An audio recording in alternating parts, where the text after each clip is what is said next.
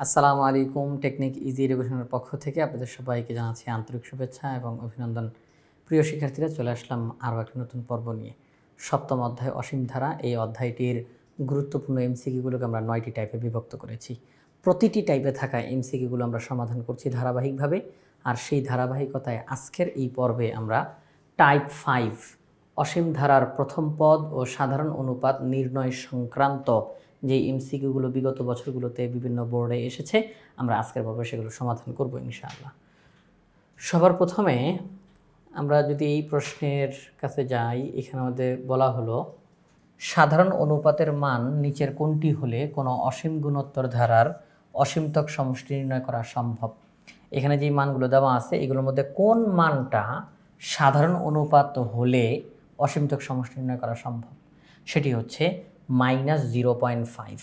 -0.5। আপনারা বলতে পারেন কেন -0.5?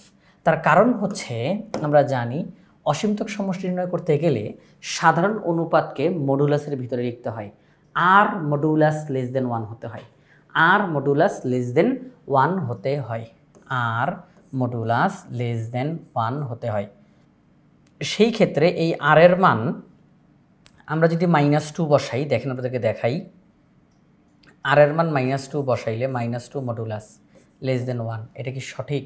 না, কারণ -2 মডুলাসের ভিতরে আছে।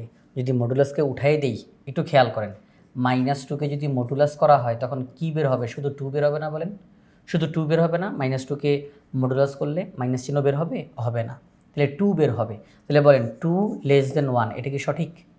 2 লেস দেন 1, এটা কি সঠিক? না, এটা সঠিক না। তাহলে আমরা দেখলাম যে আমরা মডুলাসের ভিতরে যদি -2 বসাই তাহলে রেজাল্ট বের হবে 2, আর 2 তো 1-এর চেয়ে ছোট না। যদি এখন -1 বসাই তাহলে মডুলাসের ভিতর থেকে এই -1 কি বের হবে? বের হবে শুধু 1, মাইনাস তো বের হবে না। তাহলে 1 লেস দেন 1, এটা কি সঠিক? না, এটা সঠিক না। তাহলে আমরা যদি -0.5 বসাই মডুলাসের ভিতরে, -0.5, তখন মডুলাসকে উঠাই দিলে এই মাইনাস সহ উঠে যাবে, 0.5 থাকবে। আর 0.5 1-এর চেয়ে ছোট, এটা সঠিক, এটা সঠিক। আর ঘ নাম্বারটা সঠিক না, ইতিমধ্যে বুঝে গেছেন, কারণ 1.5 মডুলাসের ভিতরে, তো এটা তো 1-এর চেয়ে ছোট না। তাহলে আমরা দেখলাম যে এদের মধ্যে যেই মানগুলো দেওয়া আছে কেবলমাত্র -0.5 এটাই আমরা এখানে গ্রহণ করতে পারতেছি, কারণ -0.5 এটা যদি সাধারণ অনুপাত হয় তাহলে আমরা অসীম গুণোত্তর ধারার অসীমতক সমষ্টি বের করতে পারবো, সম্ভব। এখানে বাকি অপশনগুলোতে যারা আছে এদেরকে দিয়ে সম্ভব না। 46 নম্বর প্রশ্নে বলা হলো কোনো অসীম গুণোত্তর ধারার সাধারণ অনুপাত অর্থাৎ আর এর মান হাফ অসীমতক সমষ্টি 2/3। অসীমতক সমষ্টির একটা সূত্র আছে, a/1 - r, এটা হচ্ছে অসীমতক সমষ্টির সূত্র। তো অসীমতক সমষ্টির মান দিয়ে দিছে 2/3, বলল প্রথম পদ অর্থাৎ a এর মান বের করো। তাহলে আর এর মান দিয়ে দিছে, একদম পুরো অসীমতক সমষ্টিটা a/1 - r, এটার মান দেওয়া আছে 2/3। প্রথম পদের মান তারা আমাদের কাছে জানতে চায়। তাহলে চলেন আমরা এখন a এর মান বের করব। আমরা এখানে আর অর্থাৎ সাধারণ অনুপাত, সেটা হচ্ছে 1/2, আর অসীমতক সমষ্টি, তাহলে অসীমতক সমষ্টি আমরা নির্ণয় করি কার মাধ্যমে? a/1 - r, এটার মাধ্যমে বের করি। তাহলে আমরা বলবো এইটার মান হচ্ছে 2/3, কারণ এটাই তো অসীমতক সমষ্টি, এটাই তো অসীমতক সমষ্টি নির্ণয়ের সূত্র, এটার মাধ্যমে তো আমরা রেজাল্ট বের করি। তাহলে এটার মানই 2/3, এটার মানটাই হচ্ছে 2/3। এখন আমরা আর এর মান 1/2, আর এর মান 1/2 বসিয়ে দিব। এই যে আমরা আর এর মান 1/2 বসিয়ে দিলাম, আর এর জায়গায় 1/2, 1 থেকে 1/2 মাইনাস করলে হাফ থাকবে, কি থাকবে? হাফ থাকবে। তাহলে a/1/2 = 2/3। আচ্ছা, এই হাফ এখানে ভাগ আকারে আছে, এই হাফ এখানে ভাগ আকারে আছে, তাহলে এই হাফ যদি ওই সাইডে যায় তাহলে গুণ হয়ে যাবে। হাফ এখানে ভাগ, ওই সাইডে গেলে কি হবে? গুণ হয়ে যাবে। তাহলে ওই সাইডে আগে থেকে 2/3 আছে, আর এই হাফ এখানে ভাগ, ওই সাইডে গেলে গুণ হয়ে যাবে। তো 2 2 কাটা, তাহলে 1/3। আমরা বলতে পারি a এর মান হচ্ছে 1/3। a এর মান কত? 1/3। তো আমরা দেখতেছি 1/3 ঘ নাম্বার অপশনে রয়েছে। পরবর্তী যেই প্রশ্ন, এখানে বলা হলো কোনো গুণোত্তর ধারার সাধারণ অনুপাত অর্থাৎ আর এর মান 1/2x + 3, অসীমতক সমষ্টি 1/2 × x + 1, ধারাটার প্রথম পদ, আগের অঙ্কটার মতোই, ধারাটার প্রথম পদ নিচের কোনটি হবে। চলেন আমরা এখান থেকে অঙ্কটা করে ফেলি। আমরা লিখলাম সাধারণ অনুপাত 1/2x+3 আর অসীমতক সমষ্টি অর্থাৎ a/1 - r, এটার মান হচ্ছে 1/2 × x+1। পরবর্তী লাইনে আমরা এখন মানটা বসাবো। আর এর যেই মানটা দেওয়া আছে, আর এর মান দেওয়া আছে 1/2x+3, আমরা মানটা বসাইলাম। এখন দেখেন 1 এর নিচে 1 আর 1 এর নিচে 2x+3, তাহলে আমরা বলতে পারি এই হর 1 আর এই হর 2x+3 এদের লসাগু। 1 এবং 2x+3 এদের লসাগু হচ্ছে 2x+3, 1 এবং 2x+3 এদের লসাগু হচ্ছে 2x+3। তো সেই ক্ষেত্রে আমরা যেই কাজটা করব, 1 2x+3 এর মধ্যে 2x+3 বার যায়, সেটা দ্বারা লবকে গুণ, তাহলে 2x+3, 2x+3 2x+3 এর মধ্যে একবার যায়, সেটা দ্বারা লবকে গুণ, তাহলে 1। আচ্ছা ঠিক আছে। তাহলে এখন দেখেন 3 থেকে 1 বিয়োগ করলে হয় 2, কত হয় 2 হয়, কত হয় 2 হয়। আচ্ছা তাহলে 2 হয়, তাহলে 2x+2 / 2x+3। একটু চিন্তা করেন যে এই যে এখানের মধ্যে ভাগ চিহ্নটা দেখতে পারতেছি আমরা, এই যে ভাগ চিহ্নটা, তো ভাগ চিহ্নের নিচের যেই অংশটা, সবাই একটু খেয়াল করি, ভাগ চিহ্নের নিচের যেই অংশটা, তাহলে এটা যেহেতু এখানে ভাগ আকারে আছে, এই যে এটা যেহেতু এখানে ভাগ আকারে আছে, তাহলে এটা ওই সাইডে গেলে কী হবে, গুণ হবে। এটা ওই সাইডে গেলে কী হবে, গুণ হবে। তাহলে আমরা লিখলাম গুণ 2x+2 / 2x+3, এটা ওই সাইডে গেল, এটা ওই সাইডে গেল, হ্যাঁ, গুণ আকারে। যেহেতু এখানে এটা ভাগ আকারে আছে, তো এটা ওই সাইডে গেলে গুণ হয়ে যাবে। তো এখন দেখেন একটা জিনিস, সেটা হচ্ছে এখানে যে 2x+2, আমরা কি এখান থেকে কমন নিতে পারি বলেন? 2x+2 এখান থেকে কমন নেওয়া যায় না? 2 কমন নিলে আর থাকবে x+1, যদি আমরা 2 কমন নিই। তো এই অংশটাকে ওই সাইডে নিয়ে লিখলাম, সিম্পল কাটাকাটি হয়ে গেল, 1/2x+3। আমরা পেয়ে গেলাম a এর মান 1/2x+3। আবার একটু দেখাই, আর এর মান প্রশ্নে বলে দিছে, অসীমতক সমষ্টির মান বলে দিছে। আমরা আর এর মানটা বসাইলাম, হরগুলোর লসাগু করে লিখলাম, যোগ বিয়োগ করলাম, তারপরে কমন নিলাম। এই অংশটা এখানে ভাগ আকারে আছে, ওই সাইডে গেলে গুণ হবে, ওই সাইডে নিয়ে গুণ করতে নিলাম, কাটাকাটি হলো, a এর মান 1/2x+3। তাহলে a এর মান বের হইল 1/2x+3। এটা আমরা এখানের মধ্যে 1/2x+3 ঘ নাম্বার অপশনে দেখতে পেলাম। 48 নম্বর প্রশ্নে বলল, একটি গুণোত্তর ধারার প্রথম পদ 1/4, অসীমতক সমষ্টি 2/5, ধারাটির সাধারণ অনুপাত কত? তো গুণোত্তর ধারার প্রথম পদ দিয়ে দিছে, অসীমতক সমষ্টি দিয়ে দিছে, সাধারণ অনুপাত বের করতে বলছে। তো আমরা যদি অঙ্কটার দিকে তাকাই, দেখেন প্রথম পদ দিয়ে দিছে, অসীমতক সমষ্টি দিয়ে দিছে, আমাদেরকে সাধারণ অনুপাত অর্থাৎ আর এর মান বের করতে বলছে। তো আমরা প্রথম পদের মানটা লিখে ফেললাম, আর এর মানটা এখনও আমরা জানি না। আচ্ছা, তো এখন আমরা আর গুণ করতে পারি। কি করতে পারি? আর গুণ, 2 দিয়ে এখানে গুণ, 5 দিয়ে এখানে গুণ। তাহলে এই যে 1/4, এটা ওই সাইডে গেল, মানে 5-এর সাথে গুণ, 5-এর সাথে গুণ, আর গুণ করতেছি আমরা। তো 5-এর সাথে 1/4কে আমরা গুণ করব, আর 2-এর সাথে এটাকে গুণ করব। তো এখন দেখেন এই যে 2 এখানে গুণ, এই 2 ওই সাইডে গেলে কি হবে? এখানে যেহেতু গুণ, ওই সাইডে গেলে ভাগ হবে। আচ্ছা, এই সাইডে এসে যে ভাগ হবে, দেখেন আগে এই হিসাবটাকে শেষ করেন। 5 গুণ 1/4, তার মানে কি 5/4, এটার মানে কি 5/4। তো এই যে 2 এখানে গুণ, ওই সাইডে গেলে ভাগ হবে, ভাগ হওয়া মানে নিচে যাওয়া। এই যে দেখেন ভাগ, এই যে দেখেন ভাগ, ভাগের নিচে যাওয়া, এই 2 ভাগের নিচে যাবে। আচ্ছা ঠিক আছে। তো এখন আমরা দেখতেছি 4 দুগুণে 8, তাহলে 5/8, 5/8 হয়। আচ্ছা, এই 5/8কে যদি আমি এই সাইডে আনি, তাহলে মাইনাস হবে, কারণ এটা প্লাস, এই যে এখানে কোনো চিহ্ন নেই মানে প্লাস। এই 5/8কে যদি এই সাইডে আনি, তাহলে মাইনাস হবে, আর মাইনাস আরকে যদি ওই সাইডে নেই, তাহলে প্লাস হবে। কথাটা একটু বোঝার চেষ্টা করি। একসঙ্গে 2 জিনিস নড়াচড়া করছি আমরা।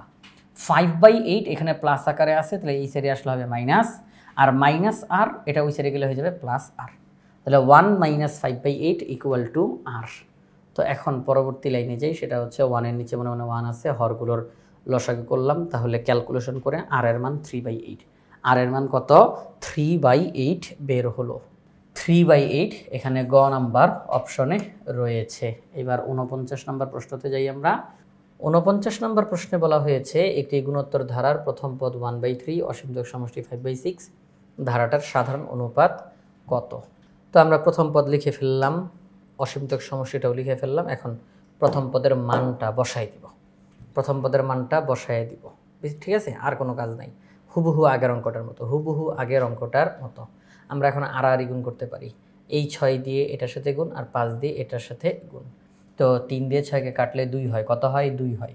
তো 5 এখানে গুণ, ওই সাইডে গেলে কী হবে? ভাগ। 5 এখানে গুণ, ওই সাইডে গেলে কী হবে? ভাগ। তাহলে এই সাইডে আগে থেকে 2 ছিল, আর এই যে 5 এখানে গুণ, ওই সাইডে গিয়ে ভাগ হবে, তাহলে 2/5। তো এখন কি করব আমরা? 2/5 এখানে যোগ, এই সাইডে নিয়ে আসবো, তাহলে মাইনাস, আর -5 ওই সাইডে নিলে প্লাস আর, ঠিক আছে? মাইনাস আর, ওই সাইডে গিয়ে প্লাস আর হয়ে গেছে। তো 1 থেকে 2/5 যদি মাইনাস করি, তাহলে আমরা রেজাল্ট পেয়ে গেলাম আর এর মান 3/5। আর এর মান কত? 3/5। তো 3/5 আমাদের এখানে খ নাম্বার অপশনে রয়েছে। 50 নম্বর প্রশ্নে বলছে একটি গুণোত্তর ধারার প্রথম পদ 1, গুণোত্তর ধারার প্রথম পদ 1, অসীমতক সমষ্টি 2√3/2√3 - 1। একটি গুণোত্তর ধারার প্রথম পদ 1, অসীমতক সমষ্টি 2√3/2√3 - 1। সাধারণ অনুপাত কত? একই সিস্টেমের, যেহেতু সবগুলো একই টাইপের অঙ্ক, তো একই টাইপের অঙ্ক। তো প্রথম পদের মান অর্থাৎ এ এর মান দেওয়া আছে, অসীমতক সমষ্টির মান দেওয়া আছে, সাধারণ অনুপাত অর্থাৎ আর এর মান বের করব আমরা।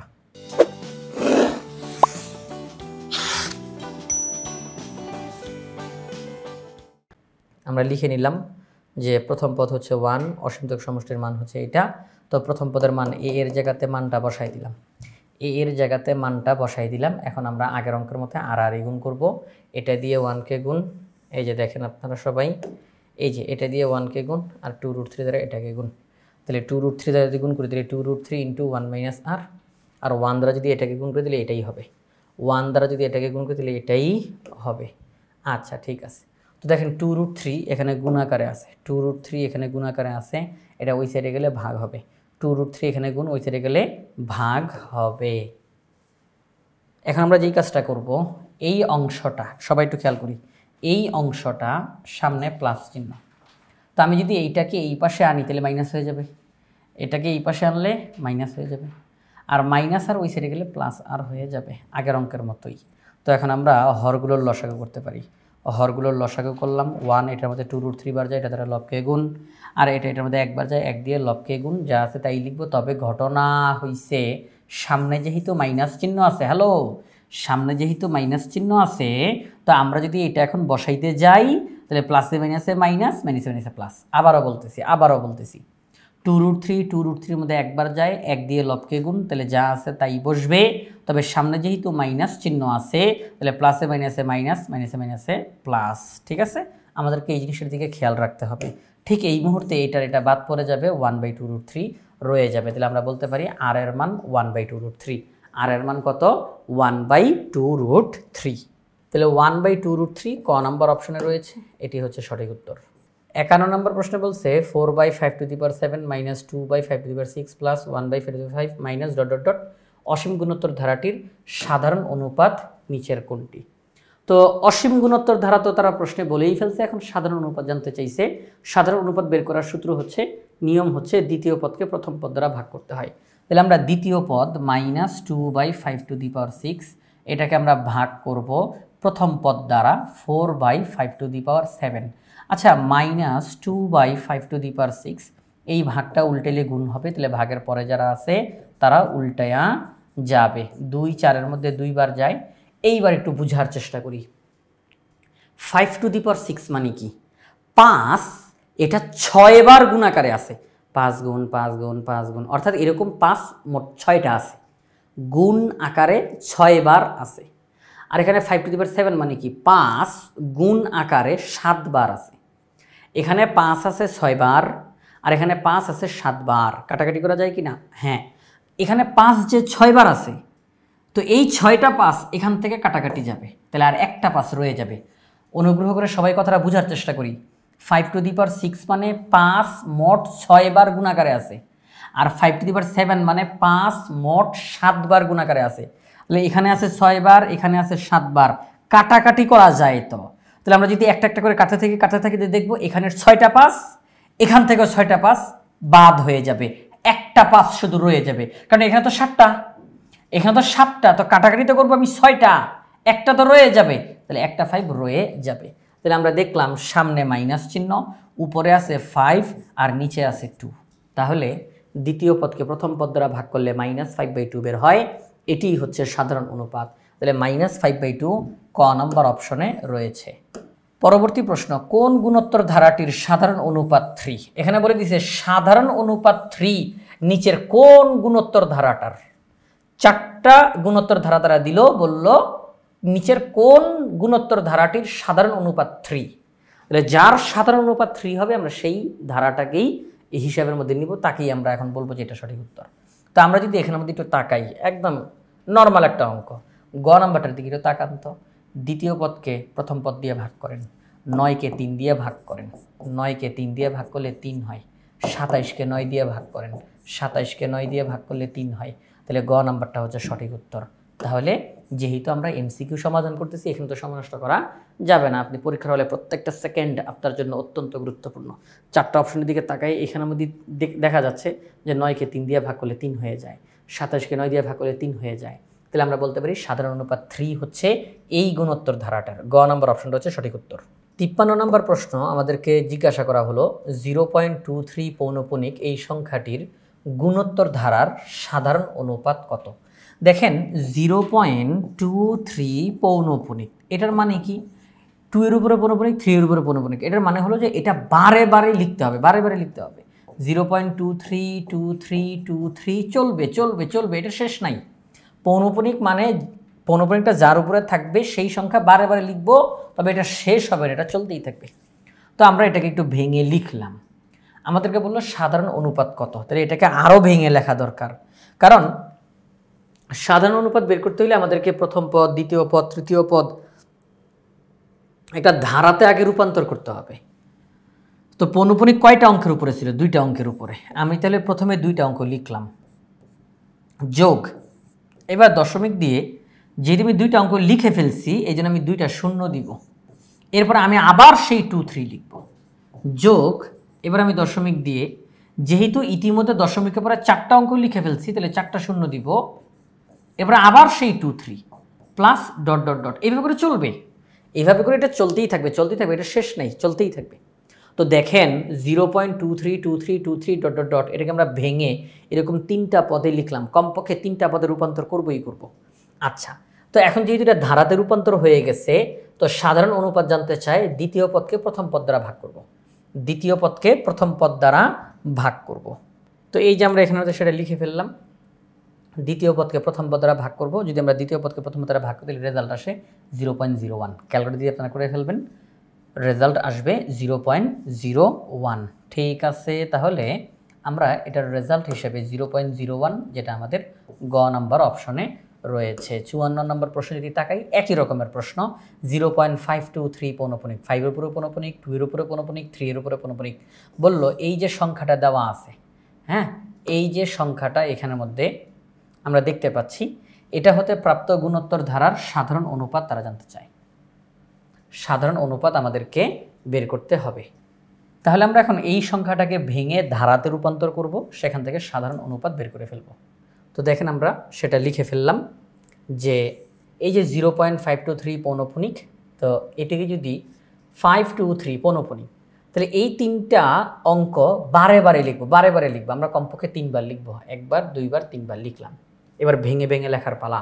প্রথমে একবার লিখব 0.523, এরপরে দ্বিতীয়বার লিখতে গিয়ে যেহেতু ইতিমধ্যে 3টা অঙ্ক লেখা হয়েছে, যেন 3টা শূন্য দিয়ে দ্বিতীয়বারের 523 লিখব। এবার তৃতীয়বার লিখতে গিয়ে যেহেতু ইতিমধ্যে 2বার লেখা হয়েছে, তাহলে আমরা এখন দশমিকের পরে এই যে 6টা অঙ্ক আছে, আমরা এই 6টা শূন্য দিব, তৃতীয়বারের 523 লিখব। সবাই একটু খেয়াল করেন, প্রথমবারের 523, দ্বিতীয়বারের 523-তে আসার জন্য একদম প্রথম থেকে, তাহলে প্রথমে 3টা শূন্য, তারপরে 523। এবারে তৃতীয়বারের 523-তে আসার জন্য একদম শুরু থেকে শেষ পর্যন্ত আসব, তাহলে 6টা শূন্য দিয়ে 3, এই যে 523 প্লাস ডট ডট ডট, এটা চলতেই থাকবে। সাধারণ অনুপাত তারা জানতে চেয়েছে। দ্বিতীয় পদকে প্রথম পদ দ্বারা ভাগ করব। যদি দ্বিতীয় পদকে প্রথম পদ দ্বারা ভাগ করেন, ক্যালকুলেটর টিপ দেন, দেখবেন রেজাল্ট চলে আসবে 0.001। তাহলে এই যে পৌনপুনিকের একটা সংখ্যা, এটি থেকে আমরা যেই গুণোত্তর ধারাটি পেলাম তার সাধারণ অনুপাত হচ্ছে 0.001। তো আমরা দেখতেছি 0.001, এটি আমাদের এখানে গ নাম্বার অপশনে রয়েছে। তো প্রিয় শিক্ষার্থীরা, এই যে আমরা এমসিকিউ প্রশ্নগুলো সমাধান করতেছি, এই এমসিকিউ প্রশ্নগুলো ইজি 500 এমসিকিউ সাজেশন যেই বইটি, সেই বই থেকে আমরা সমাধান করতেছি। আশা করব আপনারা সবাই ইজি 500 এমসিকিউ সাজেশনের যেই বইটি সেটি সংগ্রহ করে ফেলবেন। এবং আমাদের এখন লক্ষ্য হচ্ছে শিক্ষার্থীদের প্রস্তুতি 100তে 100 উন্নীত করার জন্য যেভাবে করে প্রস্তুতি নেওয়া দরকার, আমরা আমাদের ইজি সিরিজের বইগুলো ঠিক সেভাবে করে সাজিয়েছি। আশা করব আপনারা সবাই ইজি সিরিজের বইগুলো সংগ্রহ করে ফেলবেন ইনশাআল্লাহ।